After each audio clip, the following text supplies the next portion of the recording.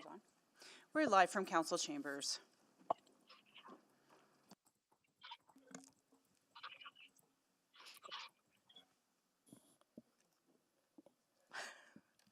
Shall we wait for Mayor Sohi or? Okay.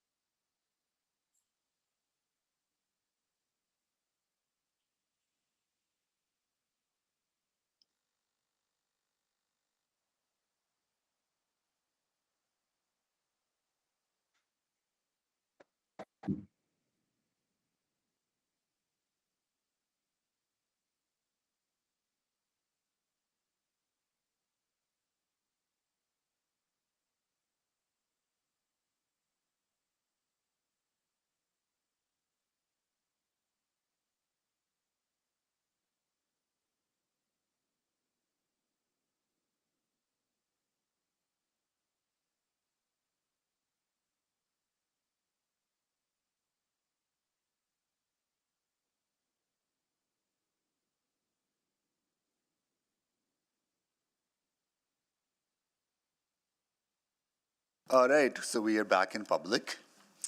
I will do a quick roll call of council colleagues. Councillor Wright, Good afternoon, or good morning.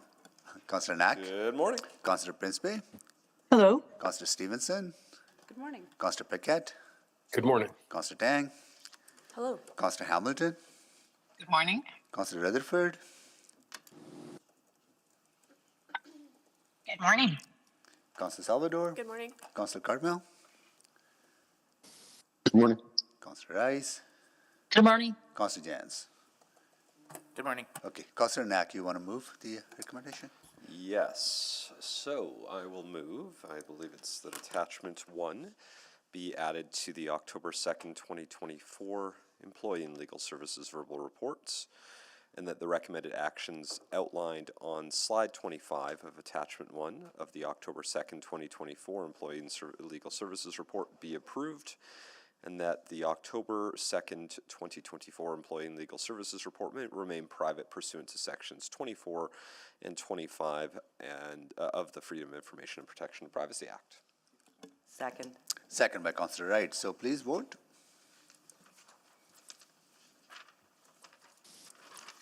Yes. Thanks, Councillor Cartmel.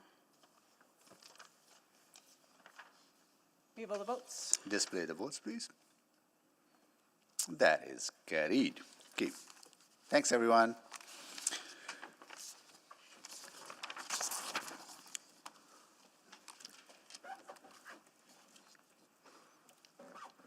We finished 7-1, right?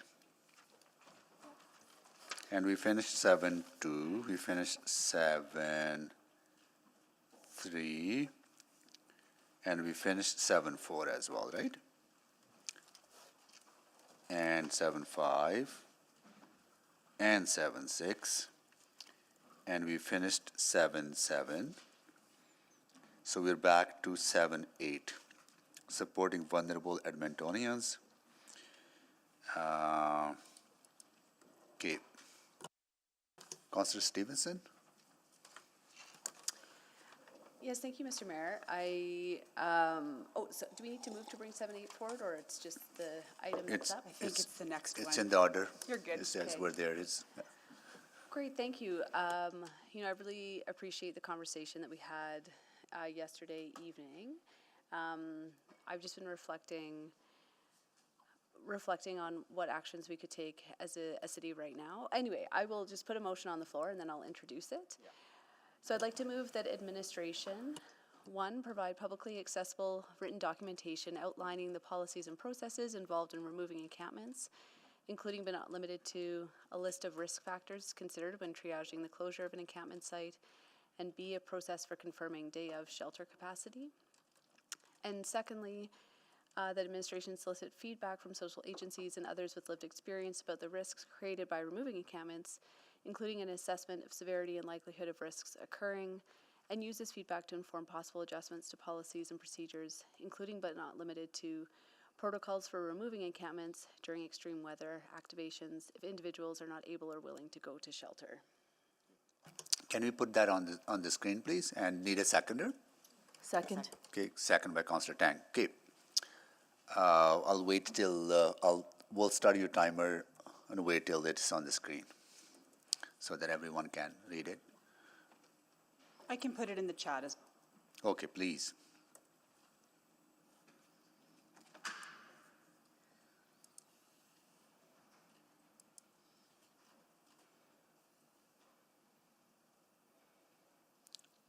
Okay. Councillor Stevenson, please make the introduction. Yeah, thank you very much. I'm bringing this motion forward for a few reasons. The first is that I feel that I'm lacking a bit of understanding and clarity in terms of what our processes are. So wanting to have a documentation where all Edmontonians have access to the same information, where we all have a clear understanding of the approach we're taking. I think it's also really important that we are ensuring that there is shelter capacity when encampments are being removed. The second point is really getting at a very challenging part of this conversation, which is, what do we do in circumstances where individuals are unable or unwilling to go to services? And I'm reluctant to use the term refusing services. I don't think that that's accurate in terms of the decision points that people have and make. And I think that it is extremely impossible for us at this table or us in this room to be making these decisions in the absence of input from those who are most directly and significantly impacted. This isn't intended to result in seismic changes to our approach, but rather a continuous reiteration and improvement to lessen the impact that the actions we're taking as a city. I'll have more in closing to share, but want to acknowledge that this is incredibly challenging work for everyone that's involved. It's an incredibly challenging situation for everyone experiencing unsheltered homelessness. I think the way we come to better, if not perfect solutions, is by talking with each other, and that's the intent of the second part. Thank you. What would be the timelines for? So we had asked to get clarification if this was to come back to committee. Are you asking for a report back, council, and when? Yeah, I think it would be appropriate at committee, and I would look to administration for guideline with the caveat that the cold months are coming, and it would be great to have this in place prior to that.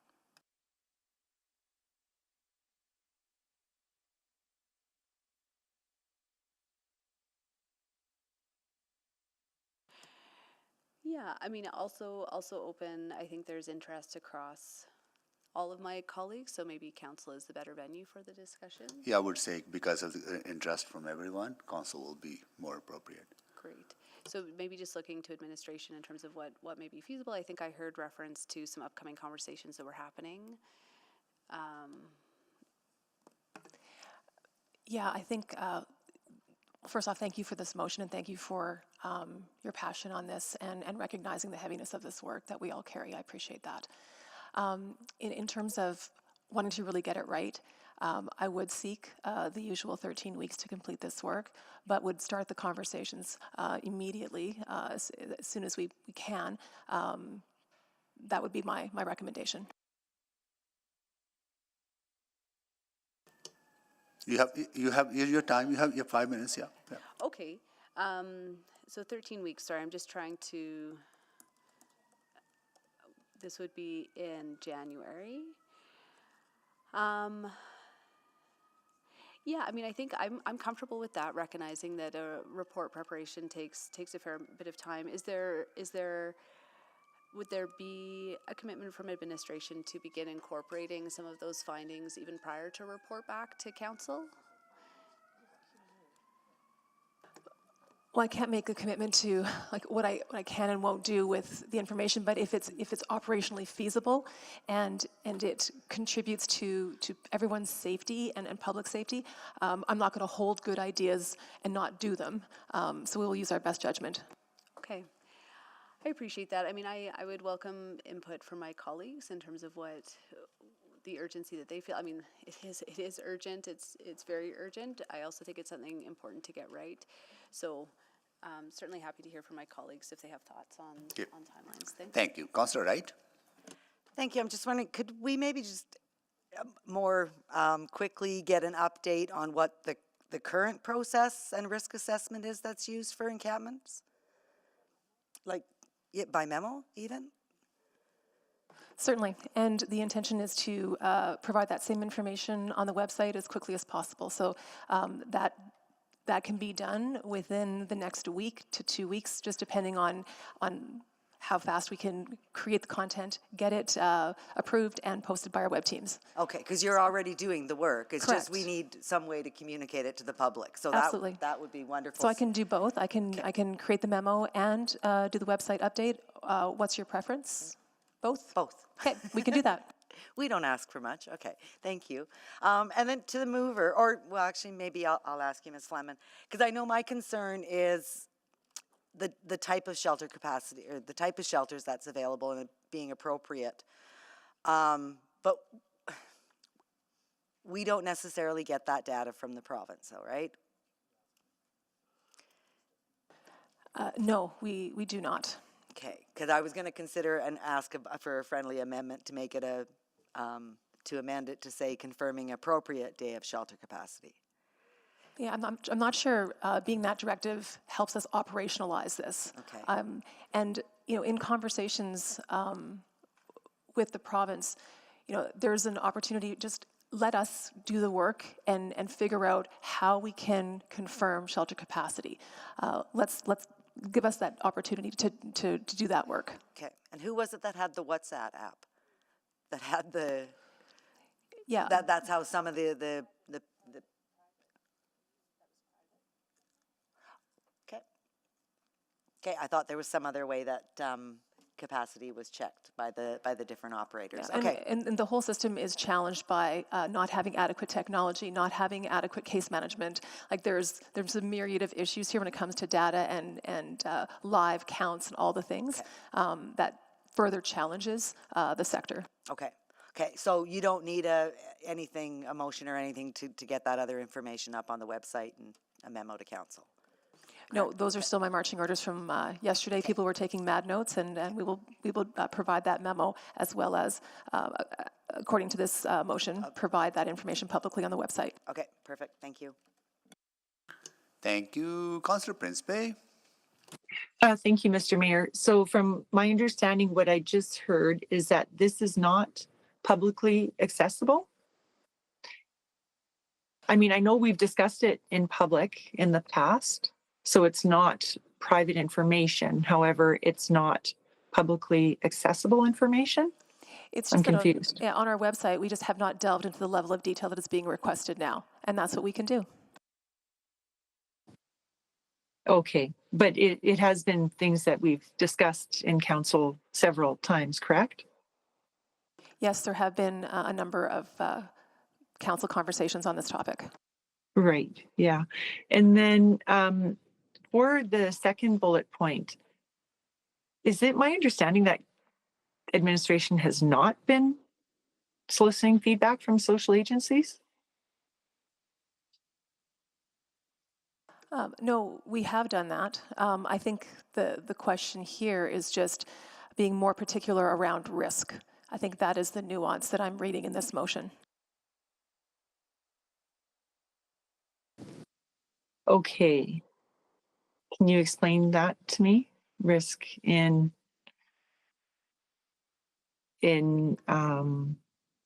what risk are you referring to?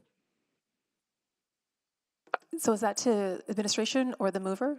Sorry, yeah, that's to administration. Yeah, so my understanding is that as part of our presentation yesterday, we outlined the number of risks that we, as administration, look to mitigate when we are assessing encampments for resolution and cleaning. The motion here is asking us to, in addition to those risks, to seek feedback on other risks that would be created and to have a more fulsome understanding of the entire risk profile is what I'm reading in this motion. Okay, yeah, I guess when I read this, it appears like this hasn't been done in the past, and I guess I just find that a little bit surprising because it was my understanding that we were doing all of this prior. Yeah, that has been done, and I think yesterday Councillor Stevenson talked about some of the MAPS work that involved 118 individuals. So this is never a one and done conversation, and I think this is requesting a further conversation, but really focused in on risk. Okay, those are my only questions. Thank you. Thank you, Councillor Principe. Councillor Tang. Great, thank you very much, and to the mover for moving this. I think this is solid. Yeah. Just on the second piece, so there are also folks, not necessarily agencies, but research academics who work very closely with folks with lived experience, especially those who have been living in encampments or River Valley, who are also generating research about this work. Do you see them as being perhaps part of this conversation? Yes, certainly, and that's an oversight to have not called that out. If there needs to be clarity in that language, I would consider an amendment friendly to that. But maybe Claire, or maybe like that, if that's part of your intent, administration heard that. Just that it's not just exclusive to agencies and individuals, but also there are, academics, research groups who are documenting. AHS. Yeah, exactly. Yeah, medical. Okay. So you fire. Yeah, I think that I'm looking at this as an opportunity to be as holistic as possible, Great. to get as many voices, because I'm aware that we have coming on 13,000 complaints from Edmontonians, and so want to make sure that we are honoring as many voices as possible. Yeah, and I'm thinking about the Inner City Health and Wellness Group, who we've connected in the past, and I think they're doing some really important work. And I would just offer, if you have specific agencies and organizations that you would like us to interact with, please send them to my office. That would be very helpful. Thank you. And then just I guess also to the mover, if this is sort of directing work already, does it need to come back to council for a council discussion, or would it be suffice to have a memo updating, we've done it, these are the things we've done, these are the conversations we've had? yeah, I think that's a very fair suggestion. I'd be very comfortable with it just being a memo back if that streamlines the work. And as you say, I think this is an opportunity for information back rather than a decision point. Okay, and then the same timeline, 13 weeks. I think if anything materially changes the cost of doing the work or anything like that, we'd have to come back to council. But I think if there's stuff that's good ideas that we're able to implement and there's no reason to sit on those, I think we would do that. So. Sorry, so a memo is good unless something substantial that you need to report back that you would just bring it on. I would think so, yeah. Oh, okay. And I think the 13 weeks is good because January is kind of a key critical time in the winter. That's it. Thank you very much. Thank you, Councillor Tang. Councillor Rice. Thank you, Ms. Mayor.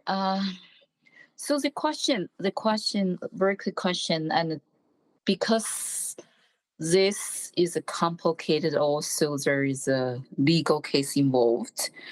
For those information we request here with something already done, is there any legal risk for the city? Sorry, Councillor Rice, what is your question? Risk of...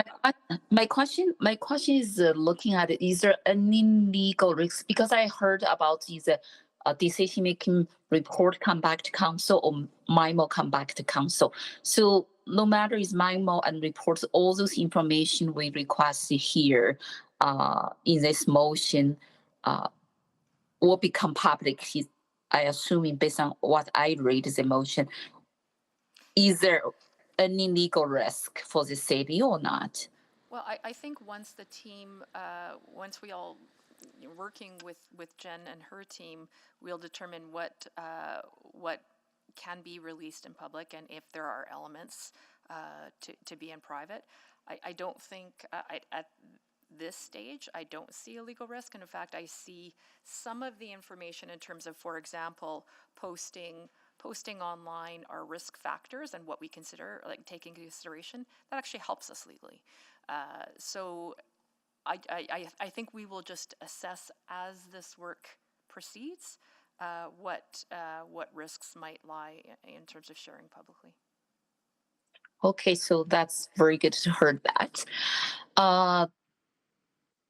Also, if it's come back in memo, so we will receive the indications that those information is private information or the public information as well, right?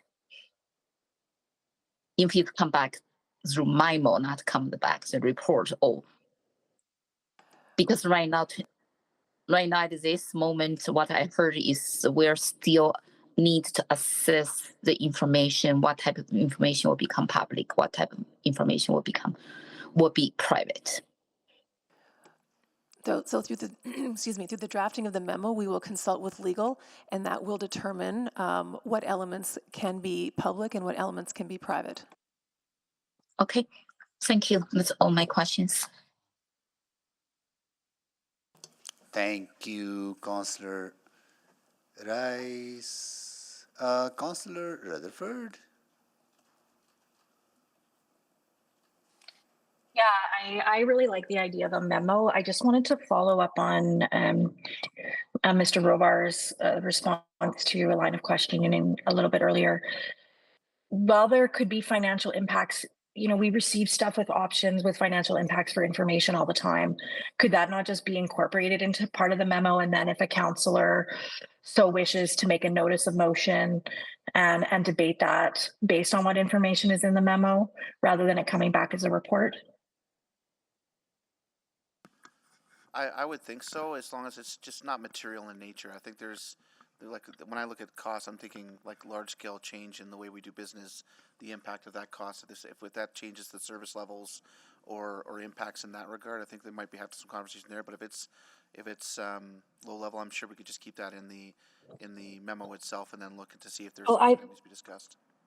Well, I think even if it's high level, like if you're saying, okay, this would require a significant, if, you know, this is what we learned and this would require a significant shift and this cost would be what would be required.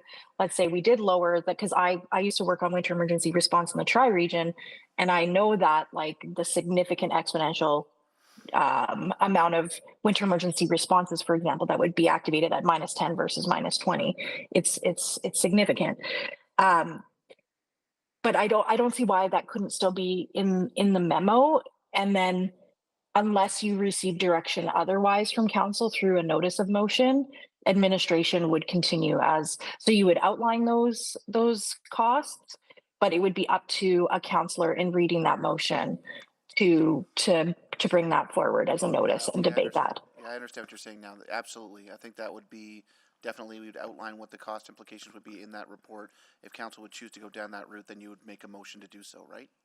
Exactly. Rather than it having to be, whether you decide whether it's significant and then it comes back as a report. I like the idea of it being a memo, full stop, just include all the information, including cost impacts that could potentially be outlined based on a shift in approach.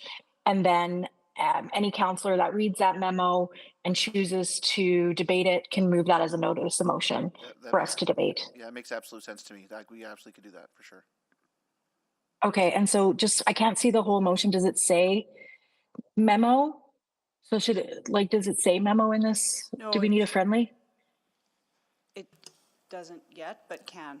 Yeah, it seems, Yeah. I think there's a consensus for memo, so kind of. Yeah, so can I just make a friendly, I guess, to the Yep. mover that administration provide a memo Yep. That's to great. council? Yeah. Okay, thank you. That's all my questions. Thank you. Councillor Wright, can you take the chair? I have the chair. Quickly. So I just want to understand, Jennifer, like some of the I think that documents being public, you're going to put on the website, you're going to start acting on those, so that's great. So, you'll start doing that as you, as soon as possible. And part two, as you hear ideas, you can start, whether they're good ideas, you can start implementing them or figuring them out. So that's why it is not that nothing will happen till January. As you hear, as you engage, you always continue to kind of look for opportunities to refine the process and the response. That's right. We are Yeah. always in the business of Yeah. continuous improvement. Yeah.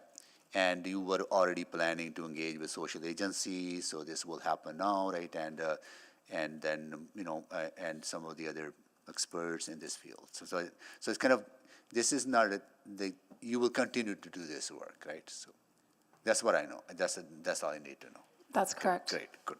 Thank you so much. Appreciate that. And I will take, just maybe one question. And this is, like, we often engage people with lived experience. And it, as you recognize, all of us recognize, this is pretty heavy work, and it can be traumatizing for people who going through that. So what kind of support is available when we engage with people with lived experience to make sure that they're supported during that engagement process to help them deal with some of the experiences that they would have to relive, right? Yeah, our team is very sophisticated and compassionate Yeah. in how we engage with these folks. We have a lot of deep experience upon which we can rely. Okay. Glad to know that. Thank you. Okay, I will take the chair back. Chair returned. All right, we have motion on the floor. All the questions are concluded. Now to speak.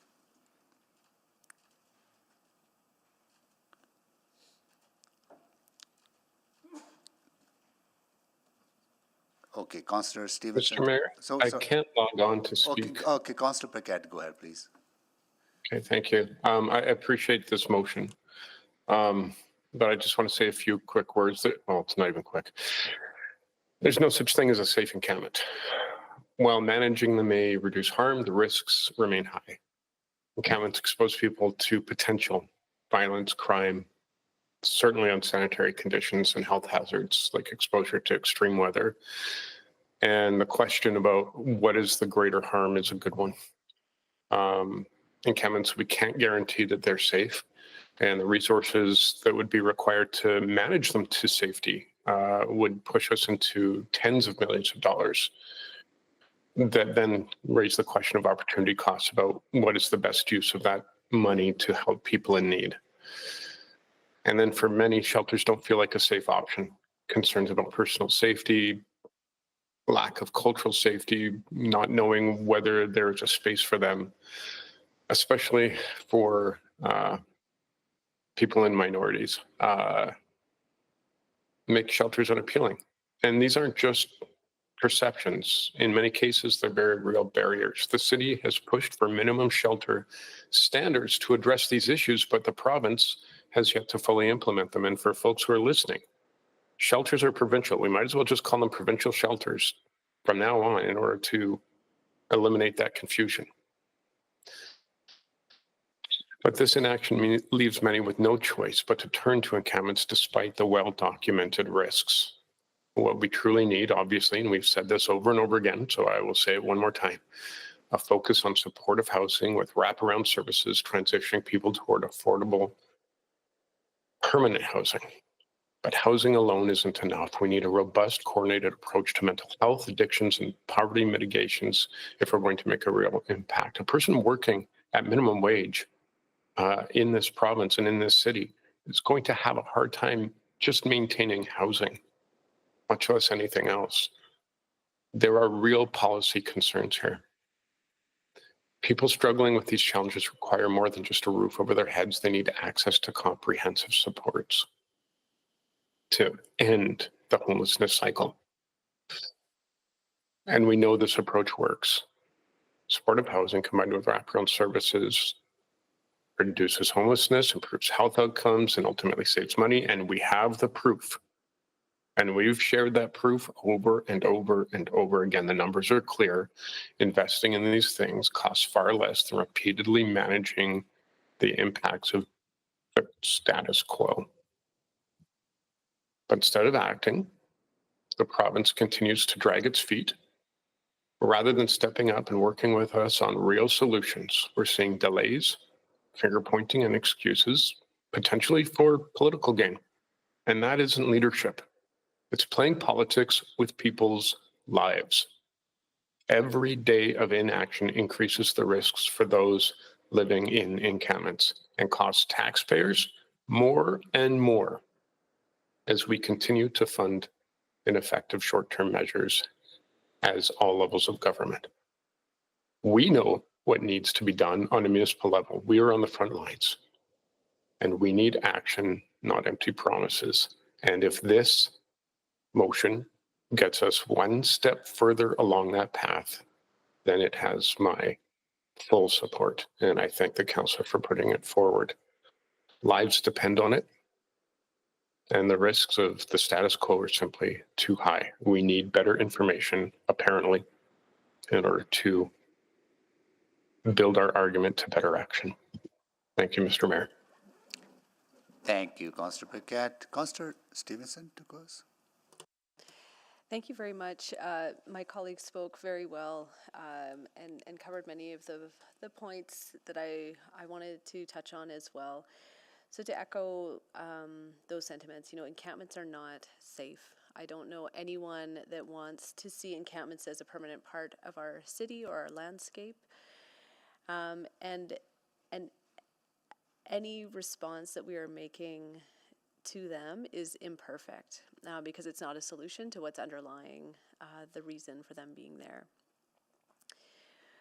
The intent of this motion is certainly not to find a perfect solution. There is none, except for actually solving houselessness, but an effort to make things marginally better. I've been reflecting this week specifically on mistakes of the past that have happened in our country, in our community, and I've reflected that the mindset of colonialism is one of making decisions on behalf of others whose worldviews and perspectives we don't fully understand. It's a mistake that we've made over and over again, and I think we have an opportunity here to change that cycle, however slight and small. We need to hear from the voices of the people who are mostly directed by these policy decisions that we're making. I think in my experience with, talking to groups that are focusing on lived experience, the insights that they've been able to share in other realms of the work we do is deeply insightful, very reasonable and actionable. So I'm really looking forward to the value and input that they can provide to us through this process. And I thank administration for going into those conversations with open hearts and open ears and helping us to find new ways forward that, again, will not be perfect and may not meet everyone's needs, not by a long shot. The tragic reality is that the balance of risk means that encampments do need to be removed. They aren't suitable, safe, or dignified, and they pose unacceptable risks for those living in and around them. But we can treat those individuals living in, continue to find ways to reflect the experience of those living in encampments and honor their experiences through the approaches and processes we take. But I do want to spend the last bit of my time speaking, again, what I think is the real issue, and as important as these conversations are, and as important as it is to continue to refine and improve our approaches, again, there is no fundamental disagreement in our community. Nobody wants encampments to be there. No one thinks that they're the right solution. We need to stay focused on the problem. And that problem is the shameful lack of adequate housing and health supports that are available to Edmontonians. We have been saying this for years. We need urgent, focused action from the province to end this crisis in our community. We have the solutions, we have the partners, they are ready to go, and we just need the willingness to do this. It is baffling to me that we have not, and we just, as a community, cannot wait for this action any longer. So I look forward to some subsequent motions that I believe are coming, and look forward to when we have moved past this as a community to a place where we are all safer and thriving. Thank you. Thank you, Councillor Stevenson. So please vote. Yes. Thanks, Councillor Kurtwell.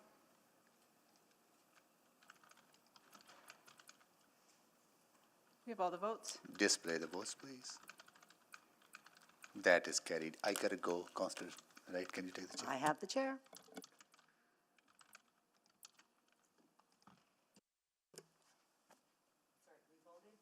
Sorry. We've got all the votes? And I believe it was displayed and it Okay, carried. okay, all right. And I understand we have another Yep, motion, okay? I can, thanks, Chair. This is a subsequent, I'd like to move that the mayor, on behalf of City Council, write a letter to the Minister of Seniors, Community and Social Services requesting, one, data as related to outcomes achieved through the Navigation and Support Center, including but not limited to individuals housed and remain housed 6 to 12 months after, individuals entering recovery treatment and successfully completes rehabilitation, hospitalization rate, healthcare access rate. Two, any extreme weather protocol related to the Navigation and Support Center. And three, details on shelter accommodation expectations with the GOA and shelter providers in Edmonton. Second. Thank you. And just to quickly introduce, I think this is based out of a thread of questions yesterday. I think there has been the question around data comes up a lot, whether it is in the context of encampment or in the context of transit safety, context of downtown Chinatown safety, et cetera. And I don't actually feel like we've ever gotten a straight answer. It is often that, yes, we work with the province, that we're good partners, and, you know, even from outside of this room, I hear from other stakeholders that the province is very transparent and open to sharing, but I actually don't know how we can access that information, and that all we have to do is ask. So I consider this is the ask, and if it takes a formal direction and a motion to do that, so be it. And I think this will just help contextualize some of the conversation that we have, because I always feel we're having these conversations in a very incomplete context. And I appreciate this is kind of requesting information from higher orders of government, but I think when we're all trying to achieve a shared goal, shared outcome, it's not unusual when we work with our partners and trying to kind of reach, consensus on certain strategies. And to me, I'm looking at this as government as a partner and not just a higher order of government. And in the spirit of partnership, I think it is important to keep that channel open. Thank you. Thank you. Councillor Knack? Thank you very much. Excellent motion. I wanted to just look to get confirmation. I'm wondering if I need to add a point 4 that's not so much shelter related, but it goes to the housing piece. So I want to just double check in that question around the provincial housing plan, which we've heard might come in the fall. I know you've had some conversations. There's been no formal request for the provincial housing plan that you're aware of? I'm not aware if the council or mayor have submitted a formal request through your channels. Yeah, I don't think we've done anything here, so I'm wondering, and it might not be seen as friendly just because shelters, this deals with the housing piece, so I'll move it, and then if you want to check on that after. So I would just want to add a number 4 that says the detailed provincial plan to build and operate the 1,400 to 1,700 recovery beds and 24/7 supportive housing units needed in the city of Edmonton. Second. Did you want to introduce that? I sent it. Sure, just very quickly, again, it feels like I'm just trying to like piggyback off this motion, which is an excellent motion. But further to all of our other conversations we've had, I actually want to see a plan for how those housing units are going to be built. I want to have the same faith our city administration has that the provincial government is going to be releasing a plan in this fall. I have not. I will, if I'm being very blunt, after 11 years, I'm not confident. So we might as well ask the question, and then we can get an answer one way or another if a plan exists, and if it does, how it's going to work, because this is great information, as was the previous motion, but as we've all just talked about, we need a plan and a solution to get the other piece there. So that's why I want to just add this. Thank you. Okay, thank you very much, Councillor Knack. Councillor Salvador, did you have a question? No, you took yourself off. Okay. Councillor Principe, questions in regards to Yes, the thank amendment? you. Yeah, thank you, Chair Wright. I do have a question to the mover. I'm trying to understand Oh, I'm sorry, what. Councillor Principe, the mover of the amendment or the original motion? Oh, sorry, it's not to the amendment, to Okay. the original. So if we don't have any questions, I guess, on the amendment, we can just move to a vote on that. Oh, Ashley wants to speak. I'm sorry, Councillor Salvador, go ahead, please. Yeah, just to briefly speak to this, wanted to thank the mover for bringing this forward. I think a number of us have been asking for this information for quite a while, so really appreciate being. Oh, never mind. Okay. I will actually speak to the entirety, not the amendment. Okay, if there's nobody to speak to the amendment, can we please vote on it?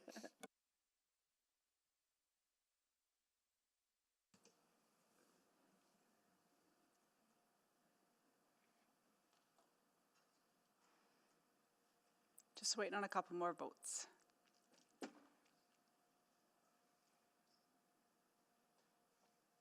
We have all the votes. Display the votes, please. And that is carried. And we are closing in on noon. You were just to speak, no questions. Councillor Principe, you had questions in regards to the now new motion, correct? Yes, correct. Yes, thank you. Okay, go ahead, please then. Thank you. It's to the mover of the original motion. I'm trying to understand what the purpose is of that information. Like, what would you do with the information that you got about the navigation center? What kind of actions would we take or not take, or like, what is the purpose of it? Yeah, I mean, these questions have come up in the past. Every time I think we ask about are our interventions working, the answer tends to be, well, and also, for example, where do we take folks to if we interact with them and they need help? The answer tends to go, everything gets funneled into the navigation and support center. But then what happens after that? Do we give someone a pamphlet and then they walk away from that? Are they actually getting housed? And further, are they staying housed? I don't feel like we always have a complete picture of, is the outcome we're achieving simply the warm handoff? And I don't actually get the sense that is the outcome we're seeking in this room. I think we want to know that folks are not being cycled through and kind of going back to where they are, because that kind of leads to the issue of repeat encampments, repeat behavior. I think the goal that the conversation we have in council is often about, how are we moving the needle around homelessness? Are we moving the needles around the social disorders? And when I feel that we have incomplete picture around data, then I don't actually feel like we're having a well-rounded conversation. And so I don't know if it changes necessarily policy directions, but I think it will help. I think it will help the conversation that we're having, certainly. So it's kind of in relation to the item that we were discussing, the encampments. Is that correct? Like I said, I mean, it comes up during encampment conversations, but it also comes up during transit safety conversations, downtown and Chinatown safety, and vibrancy conversations. It comes up frequently. That's why I think a few of us at this table have asked about, well, then what happens after the navigation center? And in the absence of clear answer, and when we're constantly told that they're willing to share information if we just ask for it, I feel then if this is what it takes to put a motion on the table, then this is, I guess this is what I'm trying to do to kind of fill that information gap. And especially if we're trying to make, I guess, evidence and data-driven decisions, I think having a fulsome picture of that is important. Right. And I guess I'm just wondering why it's focused on the navigation and support center. I would kind of like to have the actual data on how many individuals are housed and remain housed after 6 to 12 months in general, not just in relation to the navigation and support center. That's where I was getting at, like why the navigation and support center. And I think that's a fair question. I was going to speak to it. I kind of missed it in the opening, but I was going to speak to it in the closing. I was actually trying to stay pretty clean about this and focus on the navigation support center because I feel that's where the gap is. That's the gap every time we have this conversation about if this is an intervention that's going to move the needle, I think it's important to kind of get, and that's the sense I'm getting when we have a lot of Q&A. But certainly shelter, housing are all related, and if we're going to have a letter, I think we can include some of this information.